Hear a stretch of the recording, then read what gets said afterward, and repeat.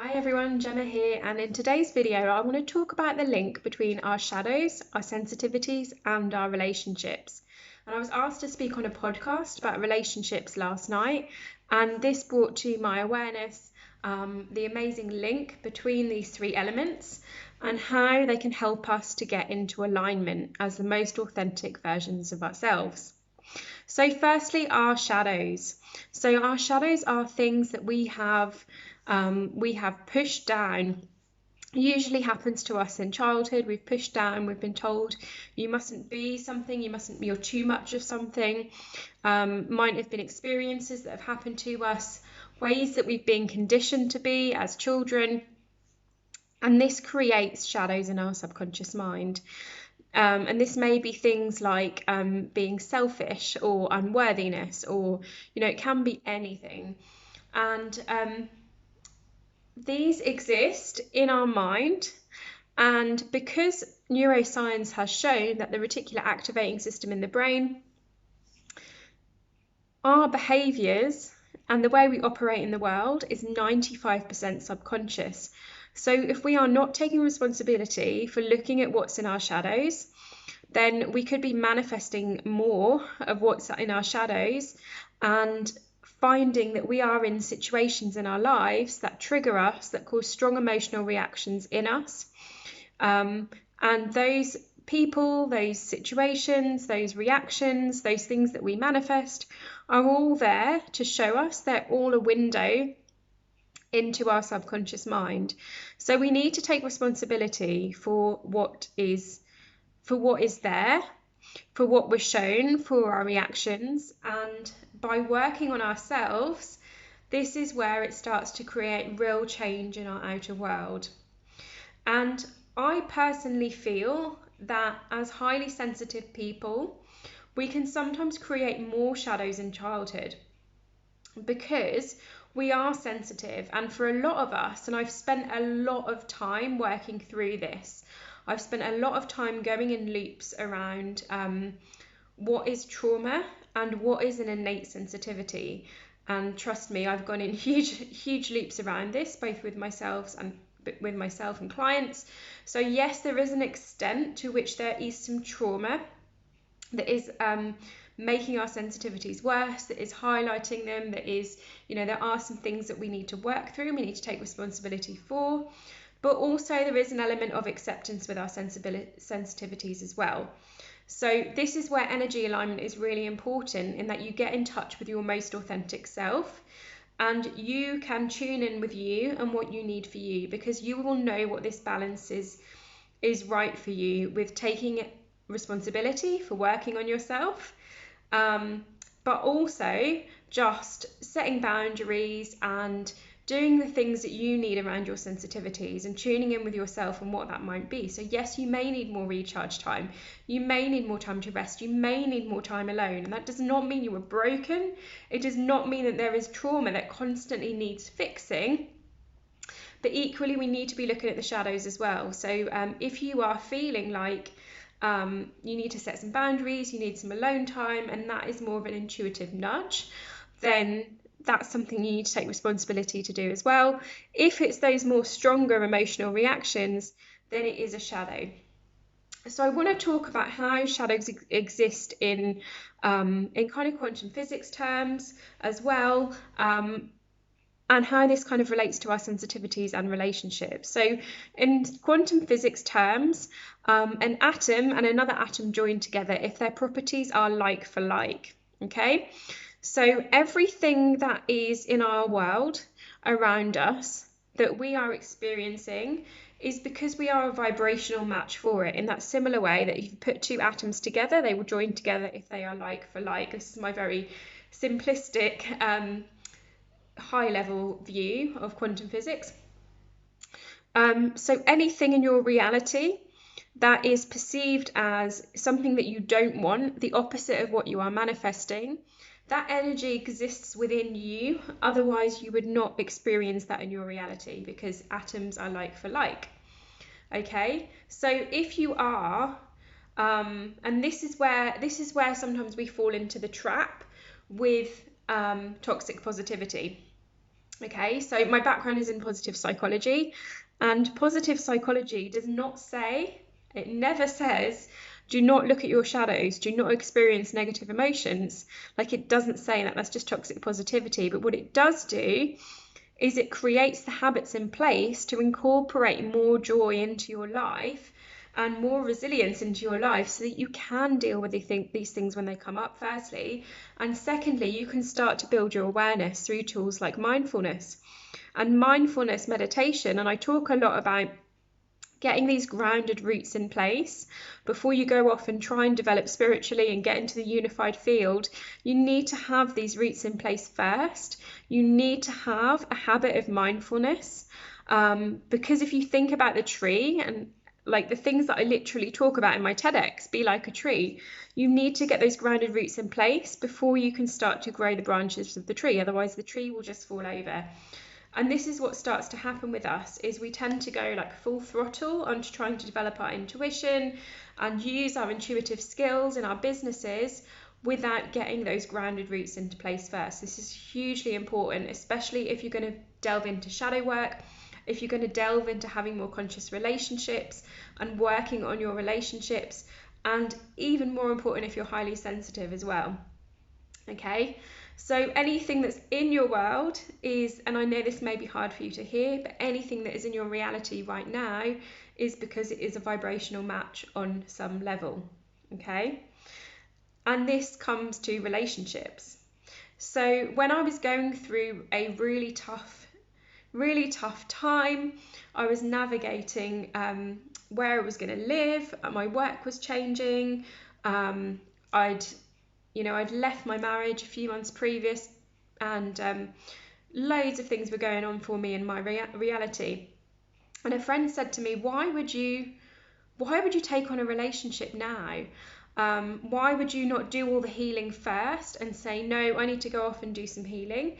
And yes, there is sometimes a time and place for that. I completely appreciate this, and this is down to your own individual knowing of what you need. But relationships can be great healing. Why? Because of that vibrational match.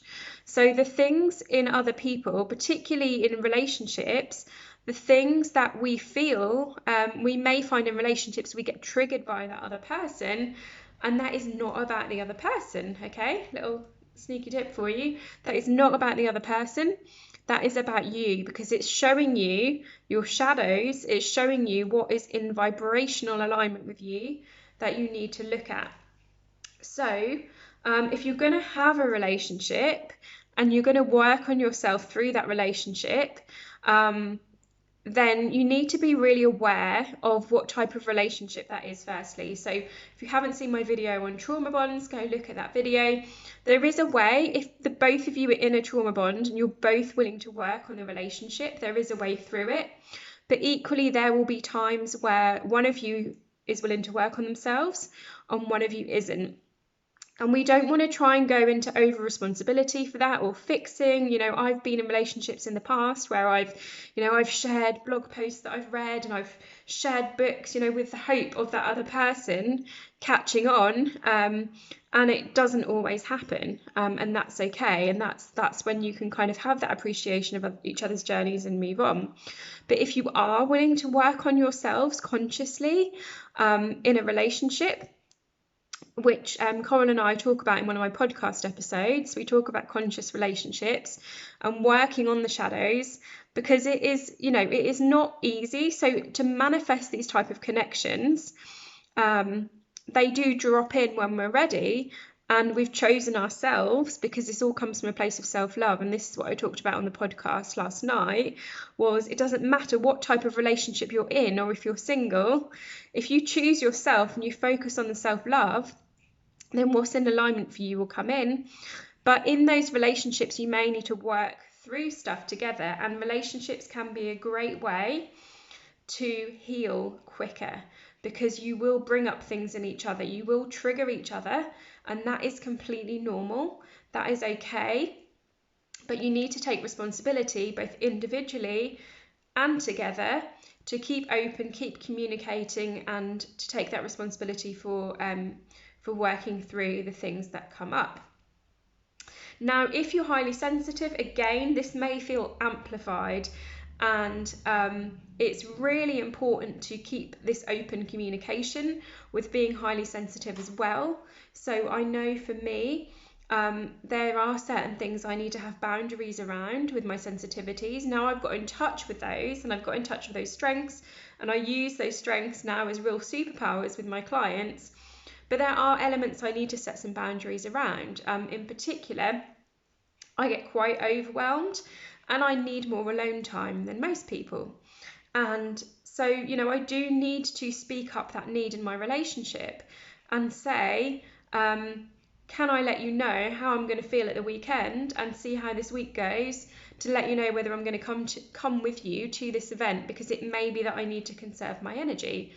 So if it's of particular importance as HSPs that we keep this open communication in alignment with what we need, because if we don't choose it's through choosing ourselves that the relationship starts to flourish. Okay, so yes, there'll be some this isn't black and white. Yes, there'll be some room for negotiations, and there will be times where you'll do things for your partner, absolutely, but this is about choosing yourself to be that best version of you to then give to your partner or your potential future partner. Okay, so if you are HSP, this is even more important.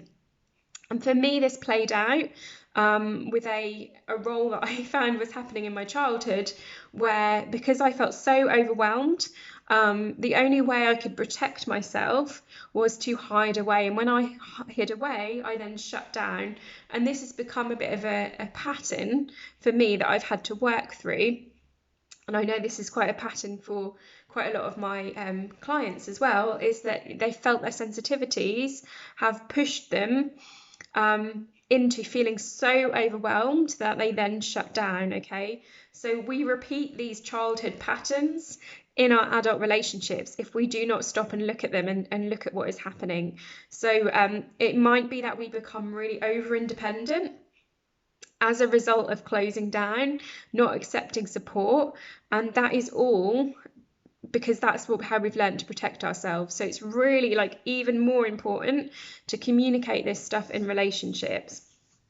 So that's how they all link together. So shadows, we need to take responsibility for shadows. Yes, there may be times where we get intuitive nudges and we need to set boundaries, honor our sensitivities, but we need to take responsibility for those emotional reactions, and working on our shadows is a great way to get into alignment.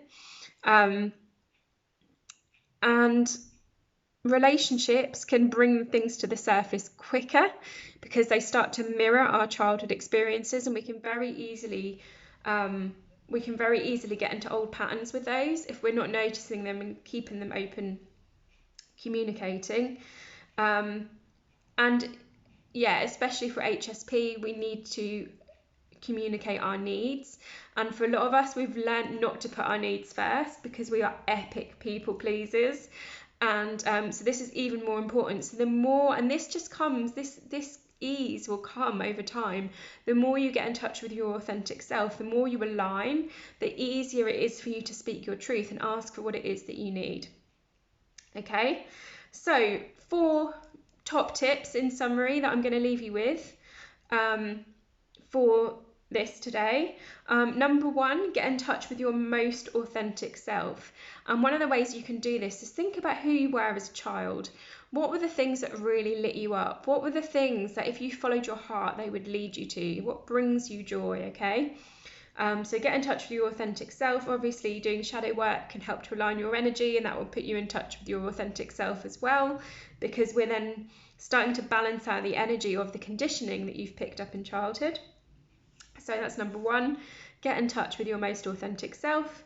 Number 2, get those grounded roots in place. Before you go off and you start playing with energy, you start manifesting, get those grounded roots in place through those neuroscientific habits of positive psychology and mindfulness. In particular, mindfulness meditation is a great grounding for this work, because you can become aware of that first sign of a trigger, that first warning sign in your body. And that will enable you to look at what you need sooner before it full on blown emotional reaction. And that leads me on to point 3, which is that the window to your shadows, to your subconscious mind, is through those triggers and mirrors in your life. So people or situations that trigger you, that make you have that strong emotional reaction, they are telling you what you need to look at, and they're telling you where you're out of alignment. So I hope that helped. Let me know how you get on, and any questions, just let me know.